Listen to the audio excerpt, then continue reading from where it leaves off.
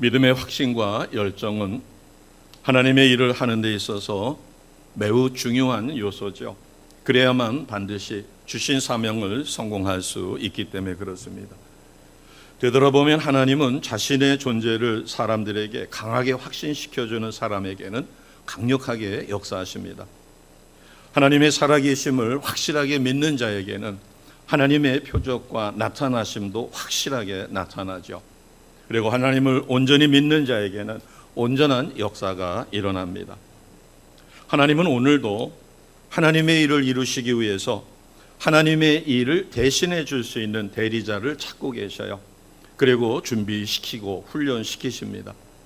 왜냐하면 하나님 나라가 확장되는 것을 하나님은 너무도 원하시기 때문이죠.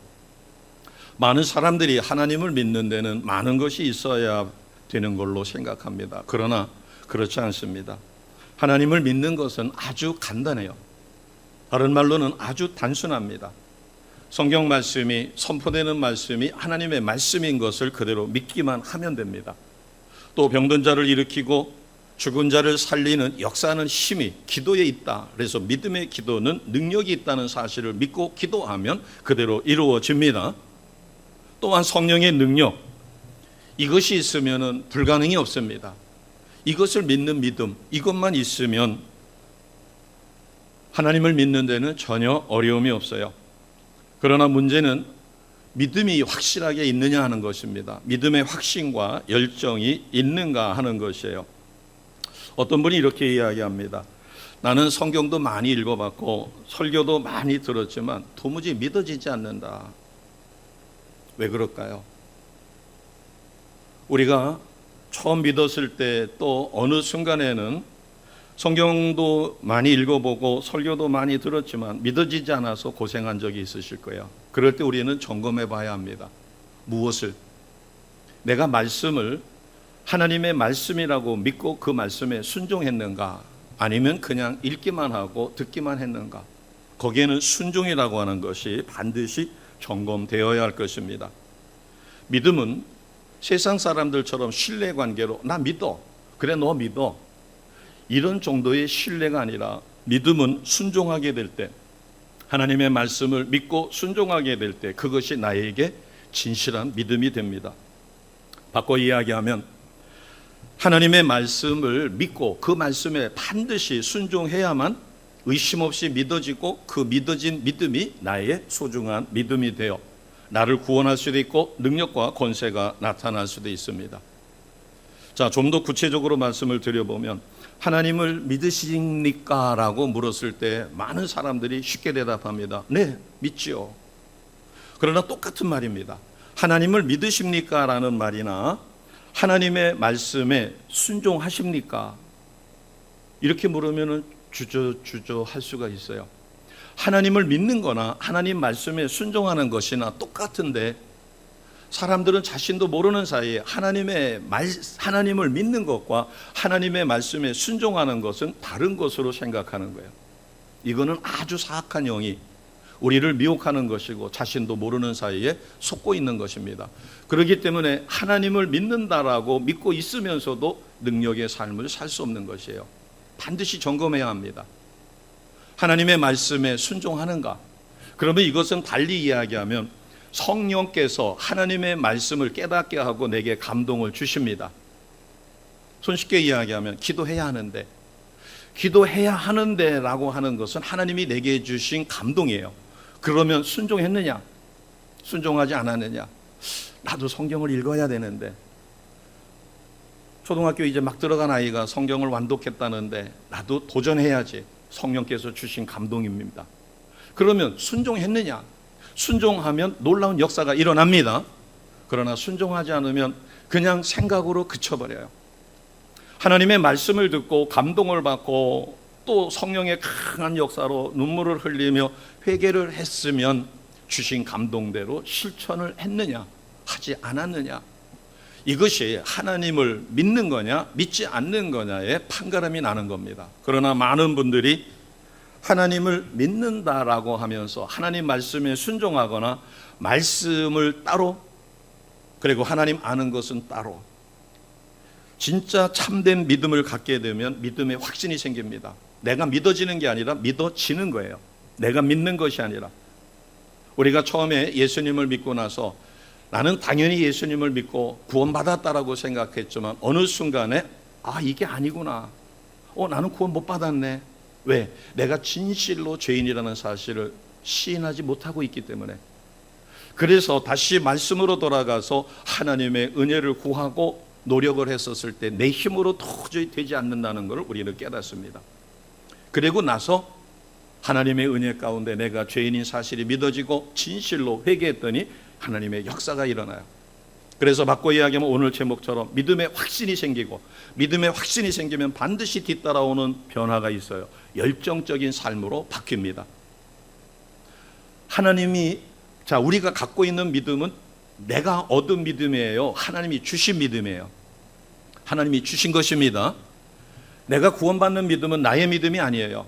내가 믿는다고 해서 구원받은 것이 아니라 하나님이 나로 하여금 믿어지게, 하나님의 말씀대로 믿어지게 하셨기 때문에 내가 구원을 받았습니다.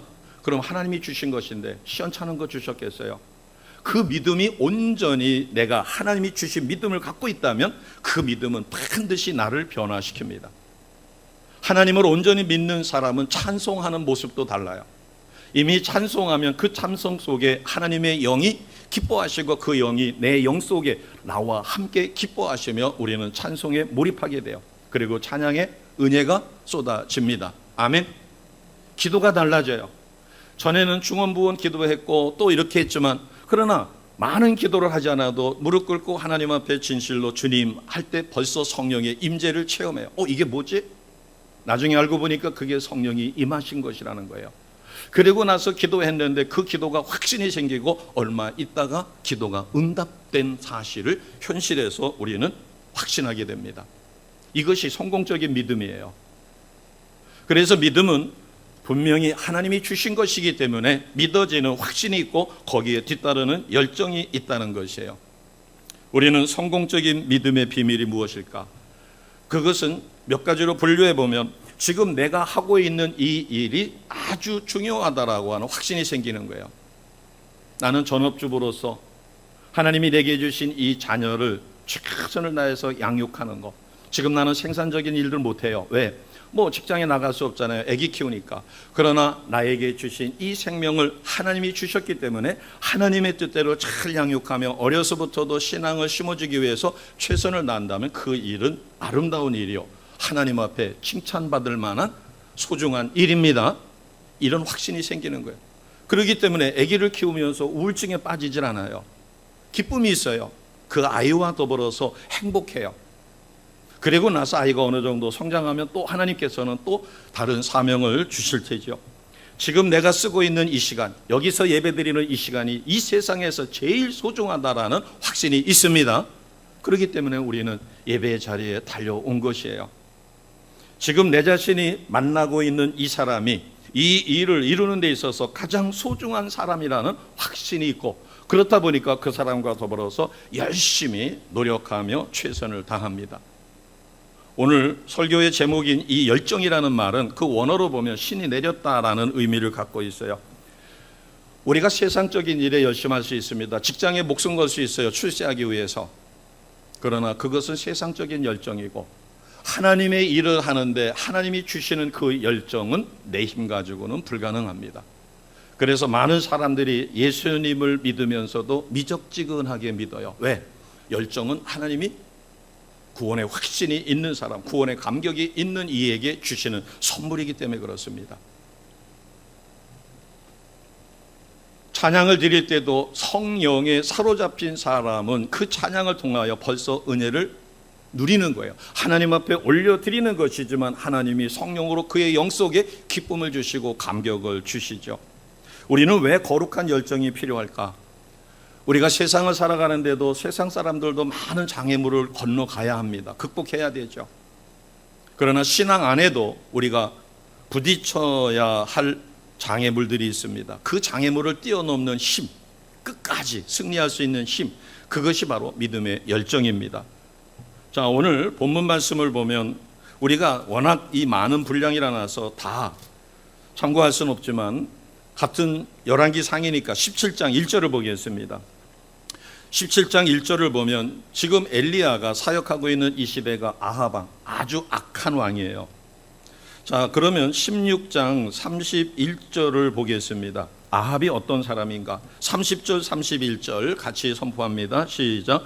오므리 아들 아합이 그의 이전의 모든 사람보다 여호와 보시기에 악을 더욱 행하여 느밧의 아들 여로보암의 죄를 따라 행하는 것을 오히려 가볍게 여기며 시돈 사람의 왕 엣바할의 딸 이세벨을 아내로 삼고 가서 바알을 섬겨 예배하고.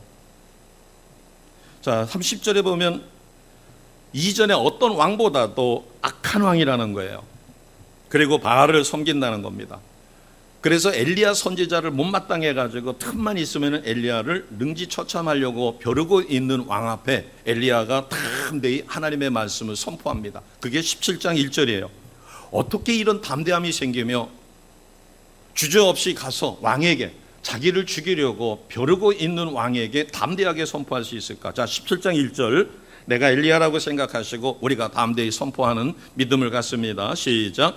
길르앗에 우거하는 자 중에 디셉 사람 엘리야가 아합에게 말하되 내가 섬기는 이스라엘의 하나님 여호와께서 살아계심을 두고 맹세하노니 내 말이 없으면 수년 동안 비도 이슬도 있지 아니하리라 하니라. 아멘.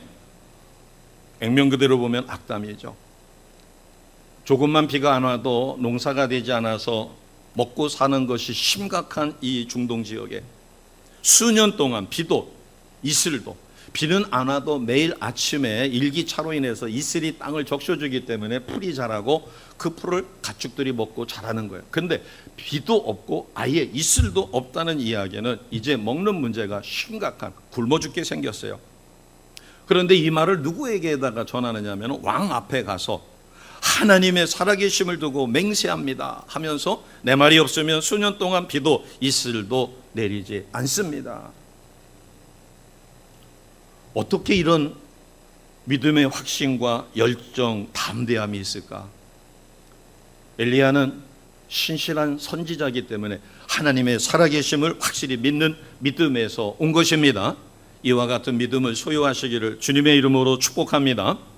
그러면 오늘 우리는 이와 같은 엘리야가 갖고 있는 믿음의 확신과 그 열정을 어떻게 하면 우리도 누릴 수 있을까?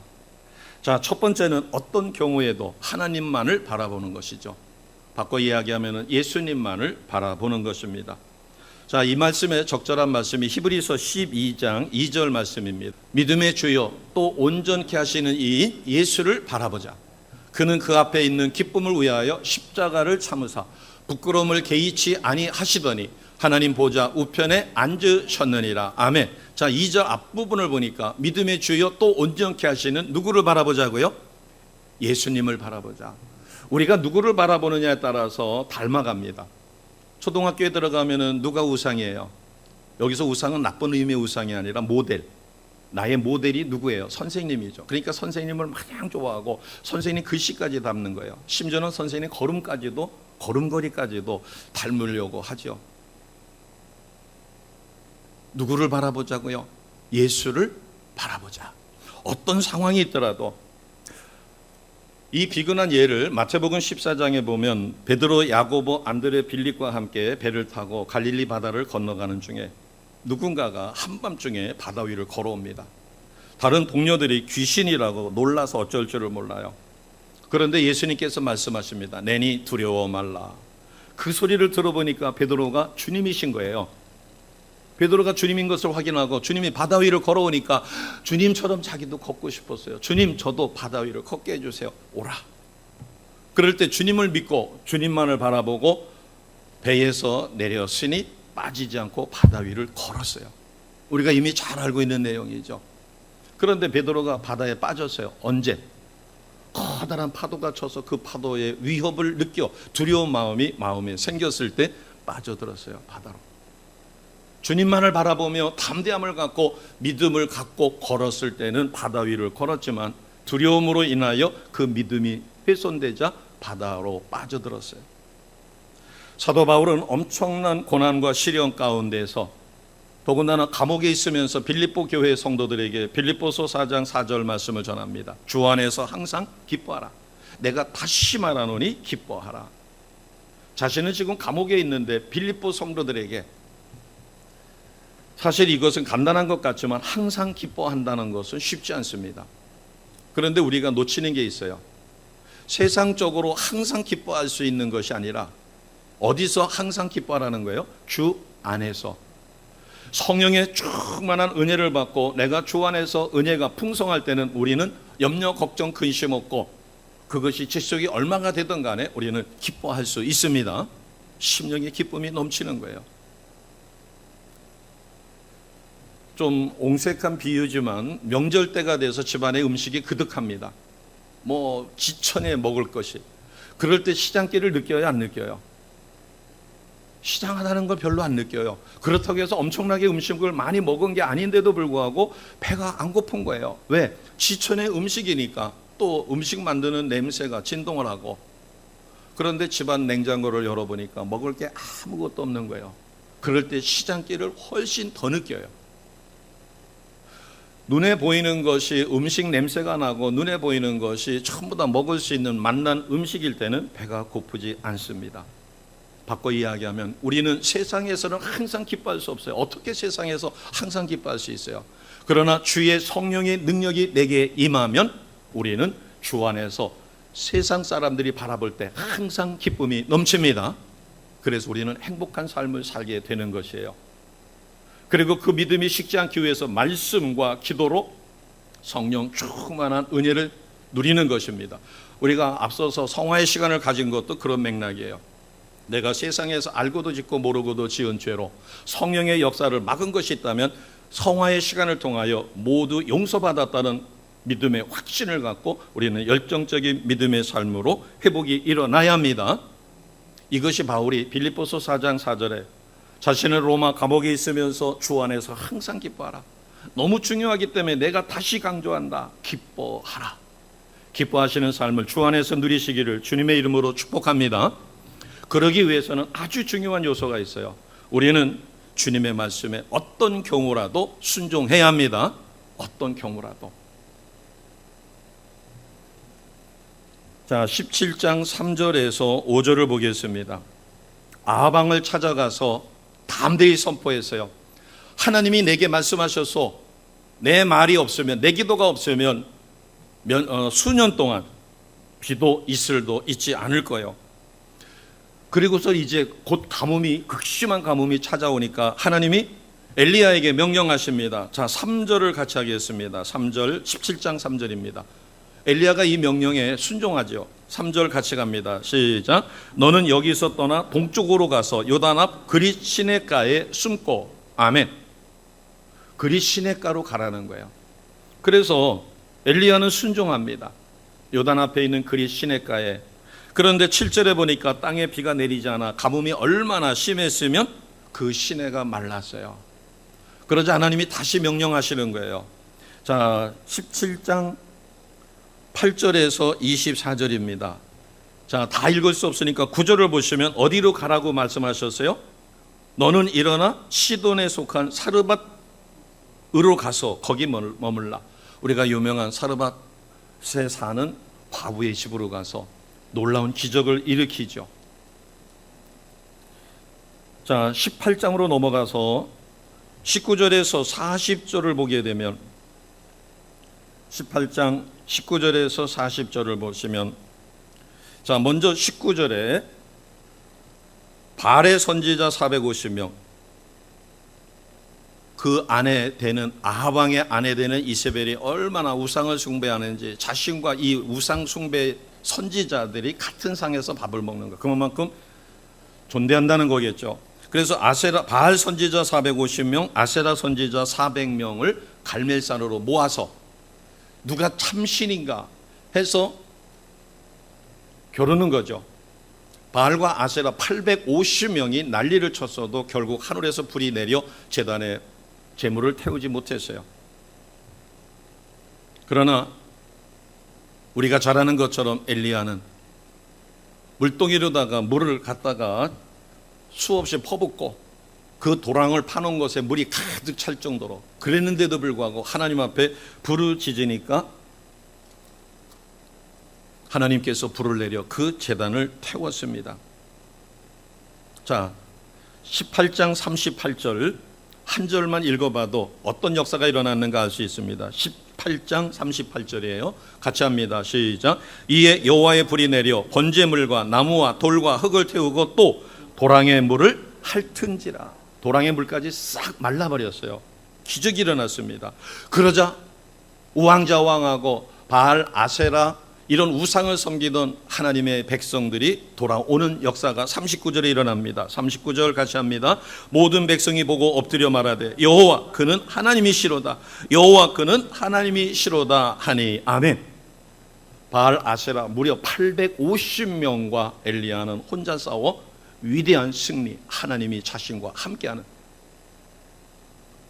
얼마나 강하고 담대한 믿음의 확신과 하나님의 말씀을 열정적으로 순종하고자 하는 그 믿음이 있었기에 이와 같은 위대한 승리를 일으켜 줍니다.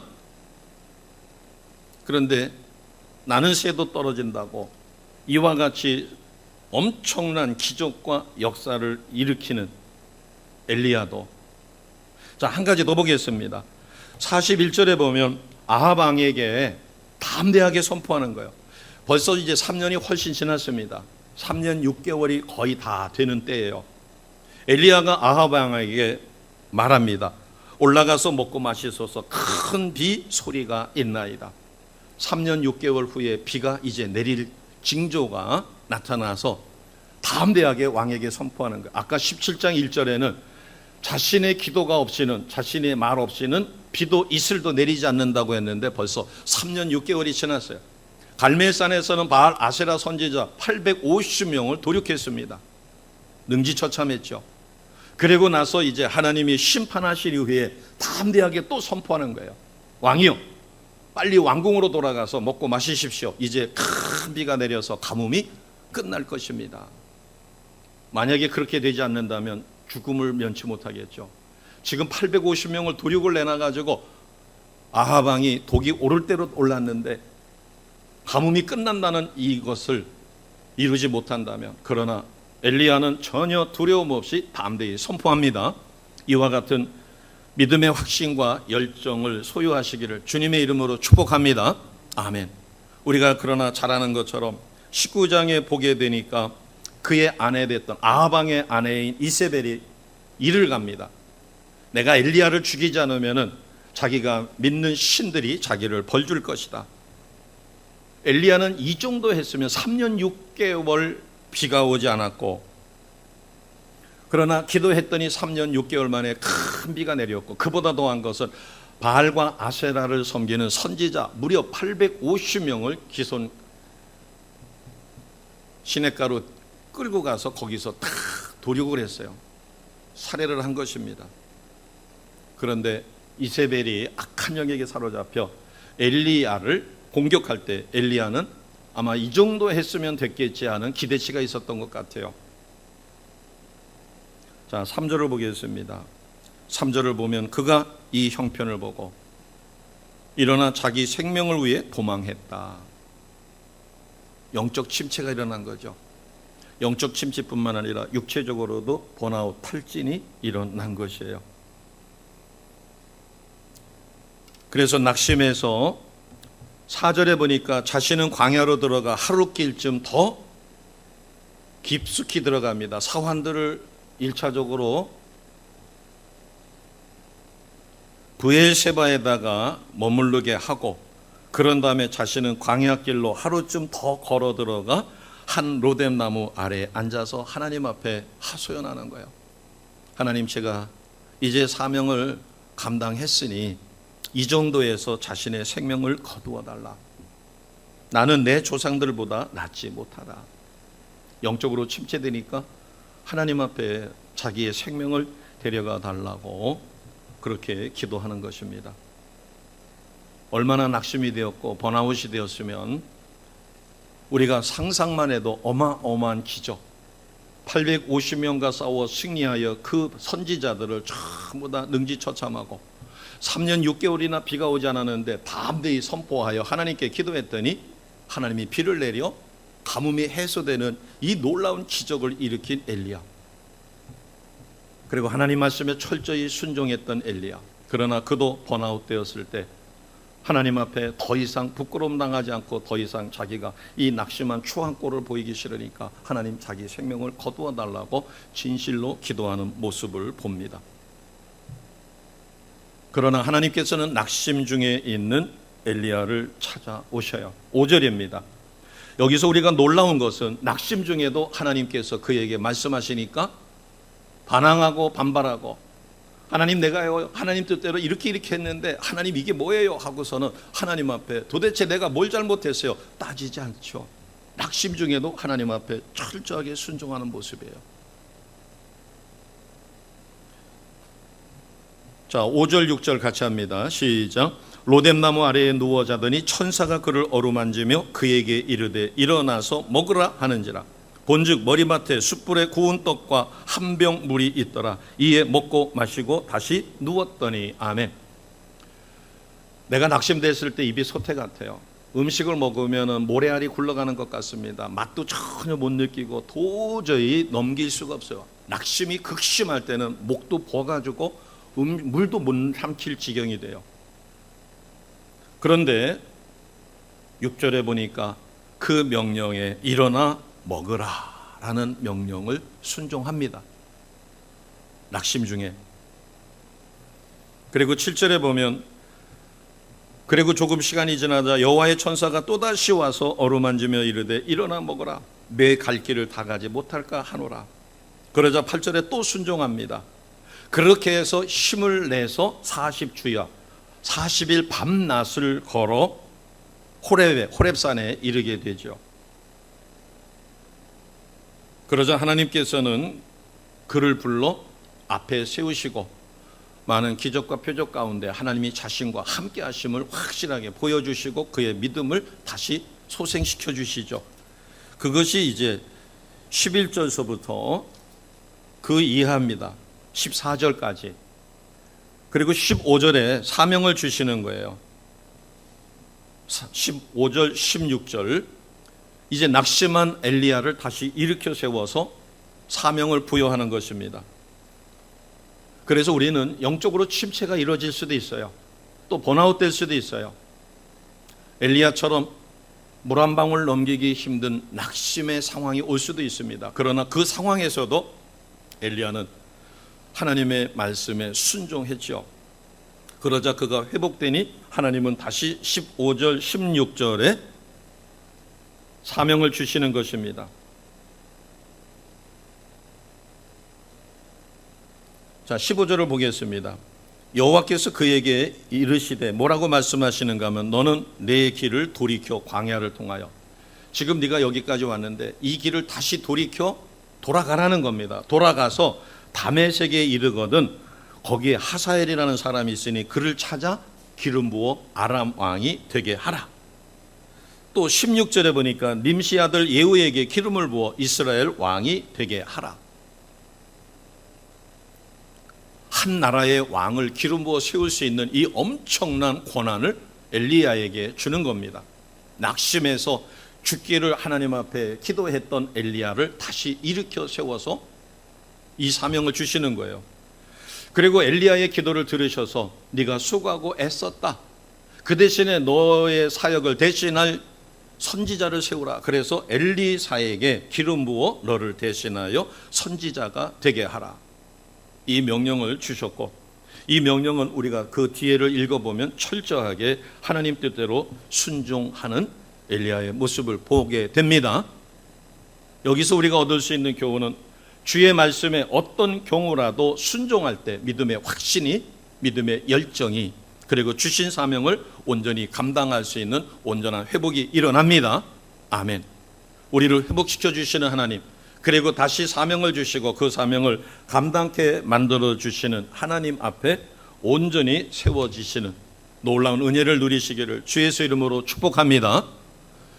그러면서 엘리야를 위로하시는 하나님의 따뜻한 사랑의 손길이 더 있습니다. 자, 자, 18절을 보겠습니다. 18절, 19장 18절이에요. 이 말씀에 엘리야는 큰 위로를 받았을 것이에요. 아까 왜 번아웃 됐는가 하면 모두가 다 죽고 자기 혼자 살아남은 줄로 알았어요.